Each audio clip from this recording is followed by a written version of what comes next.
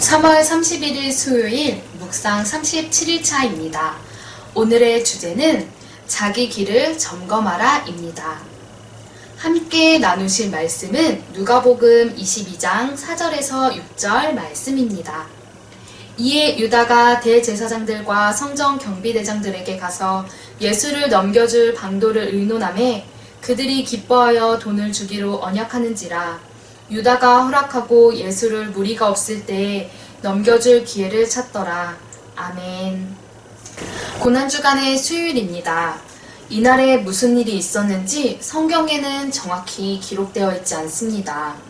그런데 어쩌면 화요일 밤이나 수요일에 벌어졌을 수 있는 한 사건에 대한 기록은 있습니다.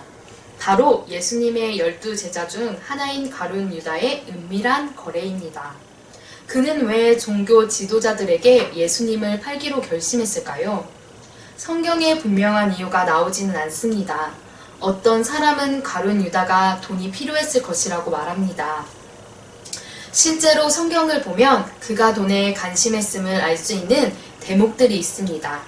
단적인 예로 요한복음 12장을 보면 예수님께서 예루살렘에 입성하시기 전날 베다니에서 식사를 하시는데 마리아가 값비싼 향유를 예수님께 붓습니다.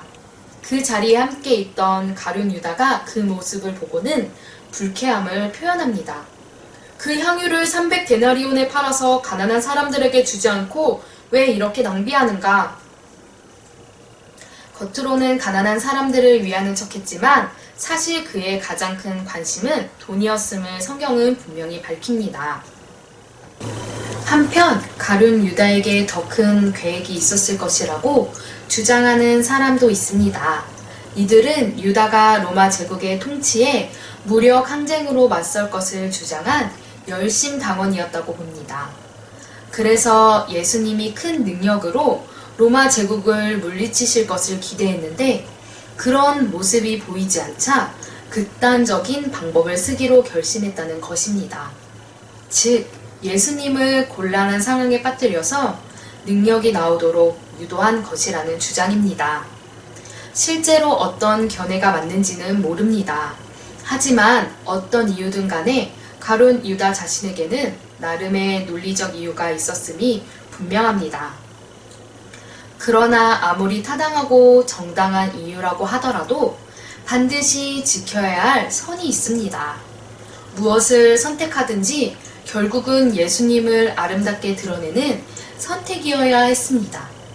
가룟 유다는 예수님이 없는 자기만의 선택을 했다가 불쌍한 인생이 되었습니다. 그런데 과연 가룟 유다만 그럴까요? 우리도 마찬가지입니다. 인생의 중요한 갈림길에 섰을 때 다른 모든 것보다 먼저 물어야 할 것이 있습니다. 무엇이 예수님을 아름답게 드러내는 길일까요?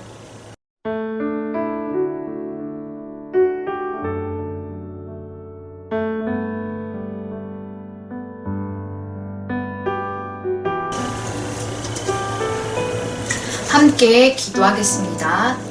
가룟 유다처럼 나의 이유에 사로잡히지 않게 하옵소서. 무슨 일을 선택하든지 먼저 예수님을 아름답게 드러내는 길인지 고민하고 선택하게 하옵소서.